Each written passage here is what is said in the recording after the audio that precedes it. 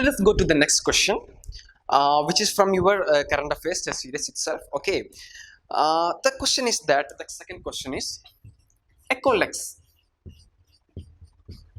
Okay, ecolex is what is ecolex? That is the question. Okay, and the first option is that it's an information service on environment law. Okay, on environment law operated by IUCN and UNEP. Okay, the Food and Agricultural Organization, IUCN and UNEP. Okay, then the second option is web portal for ecology conservation under MOEF. Okay, web portal for ecology conservation, web portal by MOEF, Ministry of Environment and Forest. Okay, the third option is initiative of SEBI relating to online trading of stocks. Okay, an online initiative by SEBI. Okay, trading of stocks, related to trading of stocks. Okay, and the fourth and final option is about none of the above. Okay, so of course, while I am going to attending this question, I do not have any idea about what ecolex is. I will show you how I have used the logical reasoning in order to reach the correct answer for this question. Okay, one thing is that I know that ecolex must be an abbreviation. Okay, so what I did was first I tried to expand what can be ecolex is. Okay, so that first I take the first three letters of this word, because eco, that can be related to economy. Okay, and economy. Okay, then I took it as economy, and then the next three letters are about lex. Okay, lex, what can be lex?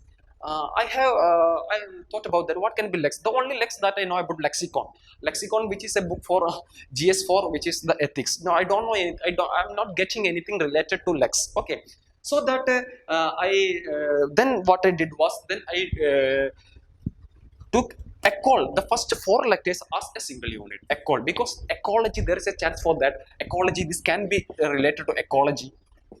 Okay, then what is the remaining letter? The remaining letter is ex, that can be related to some exchange. Okay, some ecology related exchange. That seems to be more possible though, rather than being economy. Okay, so I take it as my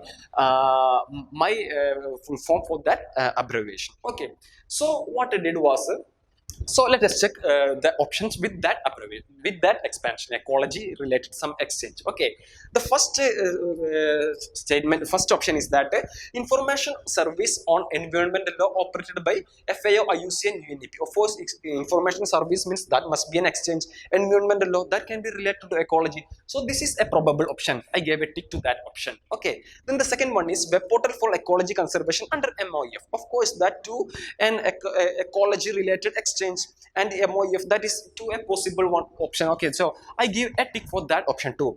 Then the third one is that initiative of SEBI relating to online trading of stocks. It is related to economy, so we cannot completely go off that option, because there is a eco term in that, so cannot be completely taken, but some chance is there. So I gave two ticks for this, and I gave one tick for this one. And if there is a probable option, I felt like there is in the option, then I usually don't go for the none of the above. That I mean that this is the least preferred option for me. Okay, personally for me.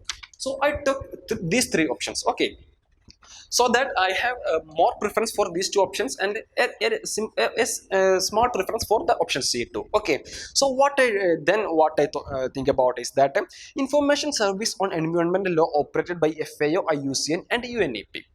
While you are telling a lie, whether you tell a detailed lie or not, what I mean is that if UPSC want to bluff you, why didn't they just give FAO only? Why didn't they just give IUCN only?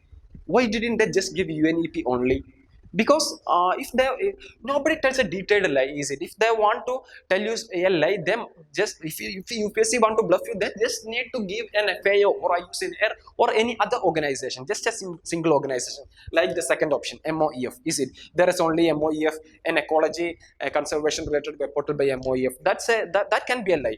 But there are three organizations in the first option. Okay, so that cannot be a bluff. There is something fishy about that option, isn't that?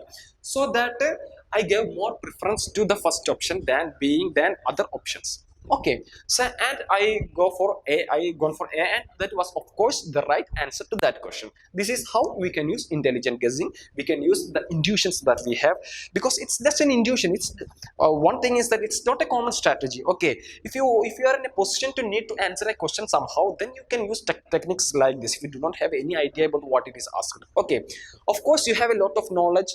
Believe me, that your intuitions cannot go wrong in more than 50%. It will be right in more than 50% of the chances. Of course, you can believe your intuition because you have a lot of information with you that you have accumulated through the process of preparation. Okay,